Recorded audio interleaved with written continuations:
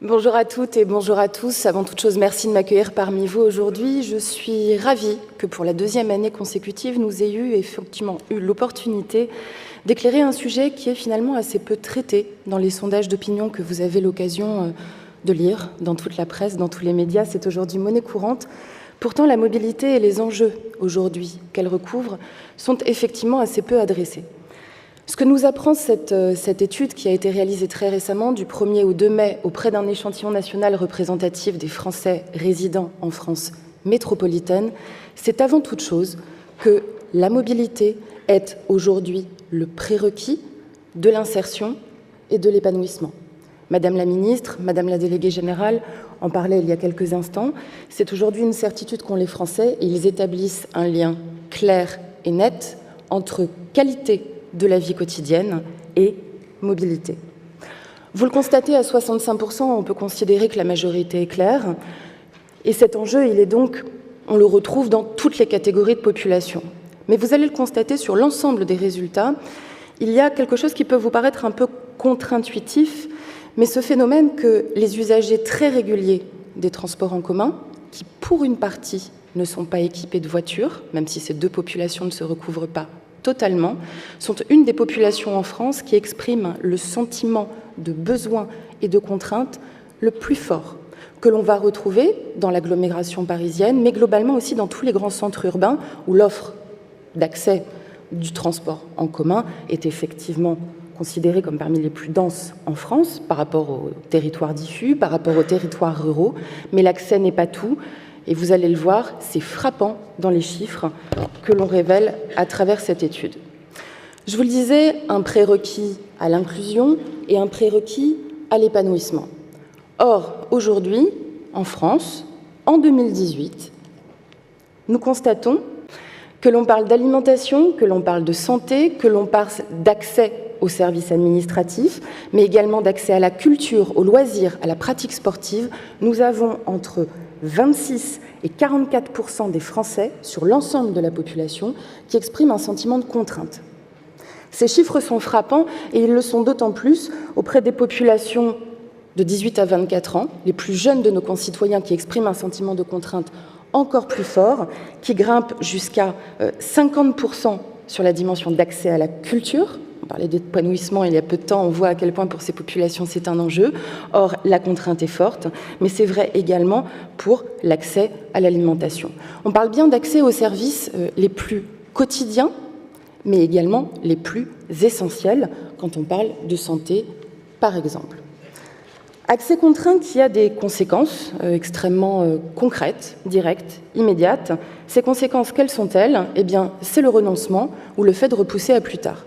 Vous avez sur l'ensemble de ces services du quotidien une contrainte qui va signifier pour 26% des Français aujourd'hui que l'on renonce ou que l'on repousse dans le temps le fait de faire ses courses alimentaires. Nous sommes en train de parler d'un besoin primaire, se nourrir, nourrir sa famille, et on voit que la contrainte, elle s'exprime très concrètement, y compris sur ce sujet. Mais c'est vrai aussi sur l'accès à la santé, pour 30% de nos concitoyens, et qui grimpe à 54% parmi les 18-24 ans. Je me permets d'insister sur les plus jeunes de nos concitoyens. J'entendais à l'instant cette expression d'assigner à résidence. Lorsque l'on découvre les chiffres auprès de cette population, là encore, que l'on parle de culture, de loisirs ou d'accès à la santé, c'est plus d'un jeune sur deux qui affirme aujourd'hui avoir déjà renoncé ou repoussé à plus tard. Obstacle à l'accès aux services du quotidien, mais également entrave au lien social. Et là encore, avec des chiffres qui, certes, ne dépassent pas les 50%, qui, symboliquement, dès que l'on parle de sondage, signifient la majorité, mais on parle de plus d'un tiers, à nouveau, de nos concitoyens qui nous disent avoir déjà renoncé, et certains à plusieurs reprises, nous ne sommes pas dans l'anecdote, à rendre visite à leur famille ou à passer du temps avec leurs amis. Nous parlons aujourd'hui beaucoup de cet enjeu du lien social, de populations vulnérables sur cette dimension, notamment les seniors, dont la mobilité physique en tant que telle est également plus réduite. Nous voyons aujourd'hui à quel point l'accès à la mobilité dans toutes ces dimensions est un facteur majeur de ce lien social, qu'il soit familial ou qu'il soit amical.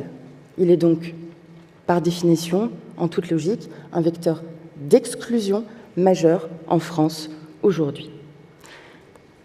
Mais cet accès à la mobilité, il est double. Nous parlons souvent de l'enjeu de l'accès à l'offre de transport. Il ne peut pourtant pas tout dire de l'enjeu de l'accès à la mobilité et d'une mobilité inclusive. La dimension cognitive, et vous allez le constater avec ces chiffres, est extrêmement importante.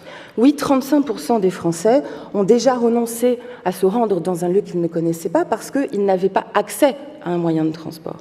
Mais ils sont 29% à y avoir renoncé parce qu'ils avaient peur de se perdre, de ne pas y arriver. La question de la compétence, de la capacité à faire est également clé et ils sont 22% à avoir également renoncé parce qu'ils n'arrivaient pas à faire leur itinéraire. Nous parlons donc d'un enjeu, en plus de l'accès, d'un enjeu de compétence, d'accompagnement sur cette dimension cognitive de la mobilité. Et là encore, vous retrouvez nos résidents de l'agglomération parisienne et vous voyez qu'ils sont plus nombreux que la moyenne des Français à exprimer cette difficulté. Ils sont 32% à avoir déjà renoncé à cette mobilité parce qu'ils n'arrivaient pas à faire leur itinéraire. Ce qui nous dit bien, encore une fois, que l'accès aux moyens n'est pas tout. La solution est également dans l'accompagnement sur la compétence à se déplacer.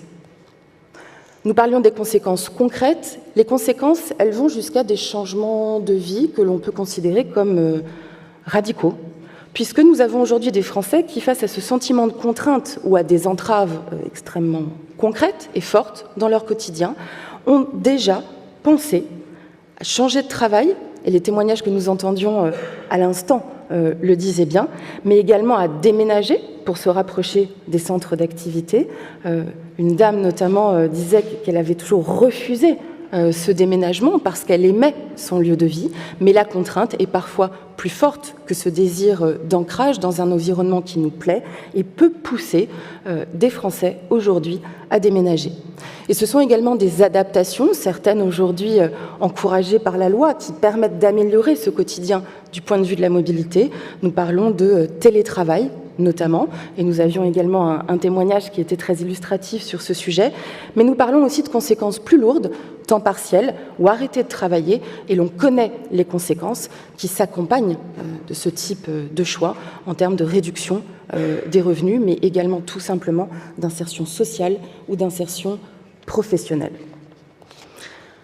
Pour terminer, la question des solutions, et je sais que sur ce sujet, vous êtes non seulement très impliqués, mais aussi très créatifs, très engagés, et que cette journée va y être en grande partie consacrée.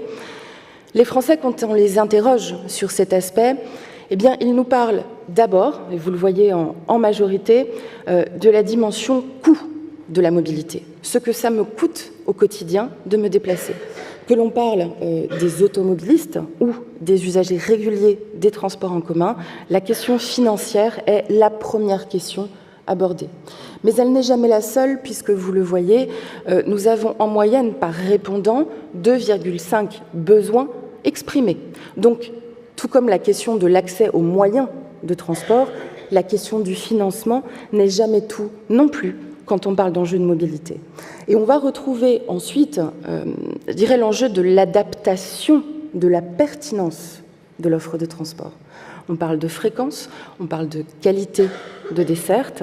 C'est la réponse attendue par une grande partie de nos concitoyens pour avoir une mobilité plus fluide, plus adaptée à leur quotidien, et non plus d'avoir la contrainte d'adapter leur quotidien à l'offre de transport dont ils disposent.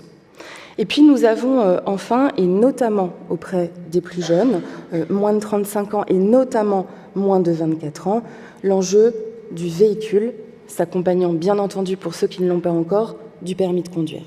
C'est évidemment auprès des 18-24 ans que l'enjeu du permis de conduire est le plus fort, et auprès des jeunes résidant dans les territoires qui sont les moins bien desservis en matière de transport collectif. Voilà pour la question des besoins exprimés. Je voudrais, pour conclure, et avant de vous laisser poser toutes les questions que vous souhaiterez, rappeler à quel point nous avons aujourd'hui dans l'opinion cette certitude du lien entre une mobilité de qualité et la possibilité de s'épanouir au quotidien et plus encore d'accéder aux services qui, pour certains, peuvent être considérés de confort par quelques-uns, quand on parle de loisirs et de culture, mais je crois que vous serez une majorité à considérer qu'il n'est pas question de transport, mais d'enjeux de société. Et c'est aujourd'hui la question que vous posez de la société que nous souhaitons à travers la mobilité que vous construisez. Je vous remercie.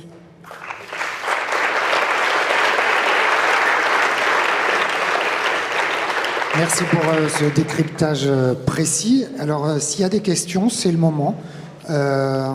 Si vous avez des questions à poser pour avoir plus d'informations sur les résultats de cette étude, nous avons des micros dans la salle, je vous en prie. Je ne vous vois pas trop, mais levez la main. Ah, merci. Voilà, c'est plus clair. Moi, j'ai une question peut-être à vous poser. Vous êtes spécialiste des enquêtes et des sondages. Qu'est-ce qui finalement vous a le plus surpris dans les chiffres que vous avez, qui sont ressortis de cette enquête? Qu'est-ce qui pour vous a été le plus surprenant par rapport à toutes les études que vous menez par ailleurs sur cette thématique? Alors déjà l'an dernier, nous avions malheureusement eu la surprise d'un chiffre extrêmement important. On était autour de la 20% d'actifs qui finalement renonçaient à une formation ou à une offre d'emploi en raison d'une mobilité contrainte, voire totalement empêchée. J'avoue que sur la question des services du quotidien, de la vie quotidienne, je ne m'attendais pas, nous ne nous attendions pas chez Elab à ce que les chiffres soient aussi importants.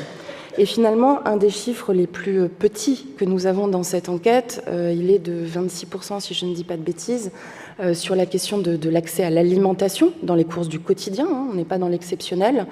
C'est le plus petit chiffre, mais j'aimerais, sans aller jusqu'à extrapoler de façon statistique, vous rappeler que derrière 26%, il y a des millions de nos concitoyens. Et penser qu'aujourd'hui, l'accès à l'alimentation, qui est un besoin primaire essentiel, est empêché, contraint, compliqué par cette question de la mobilité, c'est vrai, c'est quelque chose qui nous a beaucoup surpris et évidemment pas dans le bon sens. Merci Laurence. Est-ce qu'il y a des questions? Tout est clair pour vous, monsieur? On va vous apporter un micro, je vous laisse vous présenter et poser votre question. Jean-François Sanson, je dirige le pôle mobilité du bassin d'emploi du Havre. Bonjour. Je voudrais savoir, nous on a fait une enquête au moment où la mission locale a intégré le pôle mobilité. Et sur la première enquête faite en liaison avec la mission locale, en fait les jeunes spontanément disaient j'ai pas de problème de mobilité puisque moi je vis dans mon quartier, je suis dans mon quartier et c'est que à partir du moment où on parle d'un projet professionnel ou d'un projet de formation que là dans un deuxième temps ils disent ah bah oui non mais effectivement si c'est pour aller sur la zone industrielle je sais pas y aller. Et donc je voudrais savoir comment vous traitez ça dans votre étude parce qu'il y a un décalage entre le dit et le ressenti du besoin de mobilité au moment où la personne parle et le moment où on la met en activité vers l'insertion, vers la formation, où là du coup elle réalise qu'en réalité elle a effectivement des besoins de mobilité qu'elle n'a pas détectés au départ. Ouais. Effectivement, le besoin évoluant en fonction des moments de vie, des cycles de vie, la perception de la mobilité, le diagnostic qu'on en fait évolue avec lui. Ce qui nous a frappé sur cette population des plus jeunes, les moins de 25 ans, mais aussi les moins de 35 ans, c'est quand même ce sentiment, même s'il y a beaucoup d'inégalités territoriales, d'avoir une population vulnérable sur la question de la mobilité, avec une tendance presque, un besoin de lutte contre la ghettoisation, j'aime pas ce terme, et puis il est très connoté politiquement. Mais quand même, quand vous avez plus de 60% des moins de 24 ans, des moins de 25 ans, qui vous disent qu'ils ont déjà renoncé à une sortie culturelle, quelle qu'elle soit, parce qu'ils avaient une mobilité contrainte, difficile, ou pas du tout de moyens de se déplacer. Aujourd'hui en France, se dire que les moins de 25 ans n'ont pas accès à la culture, quelle qu'en soit la forme, pour des questions de mobilité, est quelque chose qui nous a énormément frappé. La question professionnelle, on l'a adressée l'an dernier et on a vu effectivement que c'est à ce moment clé de la recherche du premier emploi, mais également de la formation. Donc on parle d'études post-bac ou même on parle de lycée dans certains territoires, puisque l'éducation n'est pas forcément de proximité. On l'a vu pour cette femme dans le témoignage qui disait « Moi j'ai une école dans mon village jusqu'à la 6e, mais après, ça sera l'internat pour ma fille ». À ce moment-là, la question de mobilité ne se formule plus de la même façon et le diagnostic n'est plus le même. Ce qui montre bien, une des questions que je posais tout à l'heure, d'une mobilité qui évolue avec les besoins du quotidien de nos concitoyens, et non pas l'inverse.